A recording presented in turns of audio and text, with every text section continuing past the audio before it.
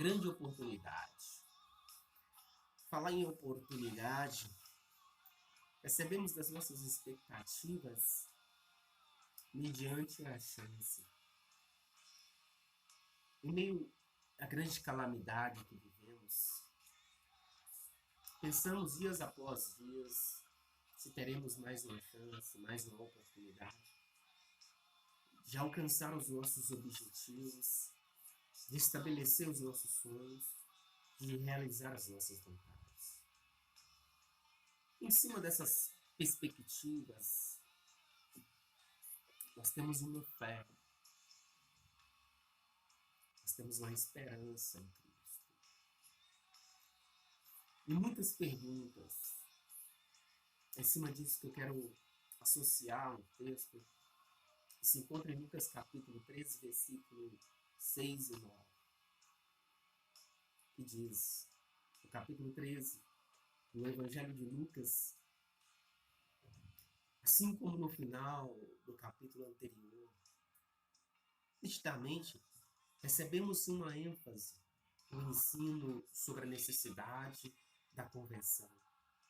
Também é possível entender que Jesus contou essa parábola durante sua viagem final para Jerusalém. No versículo do capítulo 13 do livro de Lucas, o contexto histórico da narrativa de Jesus é triste episódio envolvendo-se a ordem de Pilatos para matar alguns galileus.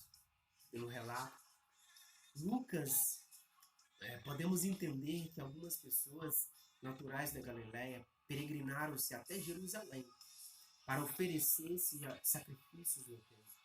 De repente, por ordem de Pilatos, aquelas pessoas foram se assassinadas.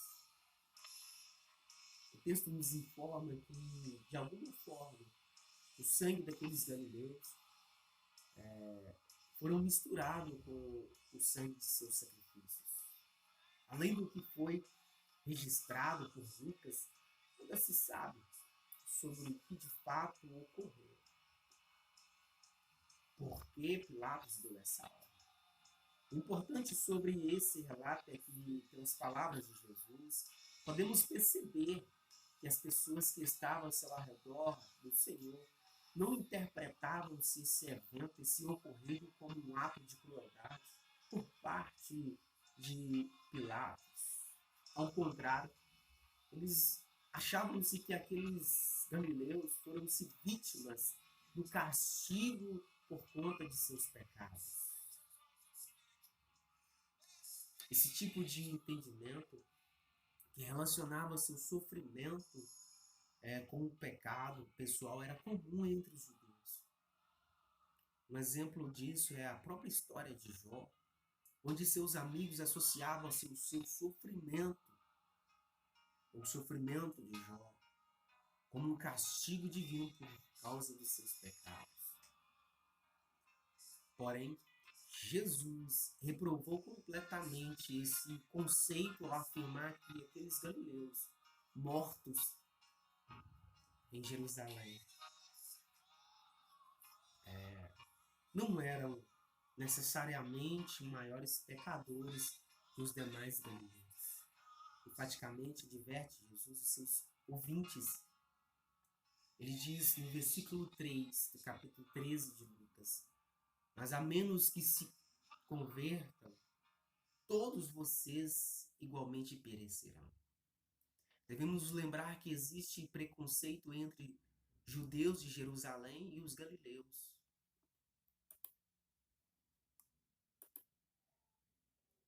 Ok? Então, Jesus continuou o seu discurso refutando claramente essa ideia. Ele fez isso citando um desastre na torre de Siloé, que matou 18 pessoas. Essa torre ficava próxima ao tanque de Siloé. E num determinado dia, ela desabou e matou um grupo de pessoas. É interessante o detalhe da narrativa de Jesus. Se no outro evento foram-se os galileus, que morreram por parte de Pilatos, Nesse desastre com a torre, foram-se os moradores de Jerusalém, os judeus. Mais uma vez, Jesus enfatizou-se a sentença, mas a menos que se convertam, vocês semelhantemente perecerão. Considerando o contexto apresentado nos versículos anteriores, no capítulo 13, não é difícil de entendermos se a parábola da figueira é estéril. Se encontra no versículo 6 em diante.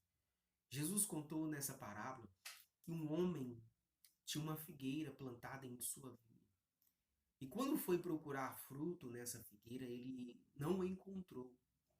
Era comum os judeus que figueira fosse plantadas em vinhas. Isso também significa que quando plantadas nas vinhas, as figueiras, receberia cuidados especiais. Jesus também nos informa que o vinicultor havia procurado fruto na figueira durante 3 anos e nada tinha encontrado. É importante entendermos que não se tratavam-se dos primeiros 3 anos de vida daquela figueira. Vale lembrar de que na lei de Moisés havia uma condição de que apenas a partir do 5º ano os frutos de uma árvore poderiam ser consumidos. Os frutos dos 3 primeiros anos deveriam ser descartados. E os frutos do 4º ano deveriam ser ofertados ao Senhor.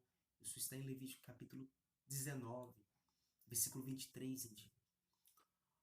Logo, aquele vinicultor estava procurando frutos na figueira no 5º, no 6º e no 7º ano, mas não os encontrou. Ela não estava dando fruto, produzindo fruto. Então o dono ordenou ao vinicultor para que cortasse a árvore, a figueira. Além disso, o dono também fez uma observação muito interessante. Ele faz uma pergunta: por que deixá-la inutilmente na terra? Por que deixar ela inutilmente na terra? Aqui percebemos que aquela árvore não era apenas inútil, ela era pior do que inútil. Além de não produzir fruto, a figueira estéril causava prejuízo, pois ocupavam-se o espaço no solo que poderia ser utilizado de uma forma melhor. Também, suas raízes absorviam os seus nutrientes da terra, prejudicando-se as demais plantas que estavam ao seu arredor. Então, o homem que cuidava-se da vinha pediu para que o dono tivesse só mais um pouco de paciência. Parece que o vinicultor pede, então, intercede para a vinha, para que ela tivesse mais uma oportunidade, esperasse mais um pouco. Durante esse prazo, ele dizia, iria adubá-lo, e se ela não produzisse fruto, a figueira poderia ser cortada. Então, lendo o diálogo entre o vinicultor e o dono da vinha, podemos perceber que o vinicultor demonstrava-se um grande interesse especial pelaquela figueira que não dava nenhum fruto. Ele não só pediu para que o dono não cortasse, como também se comprometeu a fazer de tudo o que tivesse ao seu alcance para que a árvore pudesse produzir mais e mais. Percebemos então nessa parábola claramente que isso foi intencional. Quando Jesus narra essa parábola, que Jesus propôs que cada um faça uma análise da sua vida. Se somos como uma figueira frutífera ou se como uma figueira estéril. É possível que existia um significado simbólico na figura da figueira, plantada na vinha. Tem a videira quanto a figueira, tanto a videira quanto a figueira tinha um papel importante para os judeus, de modo que no Antigo Testamento, várias vezes, prosperidades de Israel, ou sua reprovação foi indicado com referência a essas árvores. Assim podemos entender que a figueira plantada em uma vinha uma figura da posição privilegiada que Israel desfrutou na antiga dispensação. No entanto, esse privilégio também trouxe responsabilidade. Sabemos que Israel, como nação, não respondeu a esse privilégio e não se voltou para o Senhor. O capítulo 20. Portanto, a falta de figos na figueira simbolizava-se a reprovação de Deus e o seu juízo iminente. Se não produzisse fruto, a figueira seria cortada. O significado central dessa parábola não se resume apenas a Israel, mas a todos que ouvem as palavras de Jesus. Essa parábola nos mostra a verdade de que se um simples homem se importou com a figueira estéril, de tal modo, ainda mais Deus se importa com os homens, que se mostra paciente. Aqui aprendemos que Deus é misericordioso.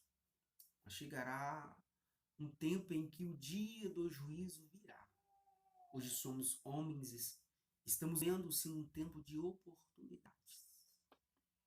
Mas chegará o momento em que a oportunidade da salvação será tirada. A figueira estéril será cortada e se perderá para sempre. Será lançada no fogo.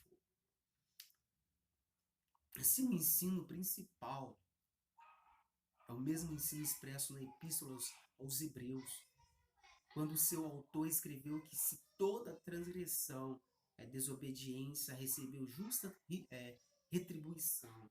Como escaparemos nós se negligenciamos tão grande salvação? Quando meditamos na parábola da figueira estéril, podemos facilmente nos lembrar das palavras do profeta Isaías, que diz no capítulo 55, versículo 6 em diante: buscai ao Senhor enquanto se pode achar, invocai enquanto ele está perto, deixe o ímpio o seu caminho e o homem maligno e os seus pensamentos, e se converta ao Senhor, que se compadecerá dele. Torna para o nosso Deus, porque grandioso é em perdoar. Quando o tempo permitido pelo Senhor para que o homem se arrependesse tivesse esgotado, então ninguém poderá escapar do juízo de Deus. Essa parábola, sem dúvida, enfatiza a responsabilidade humana.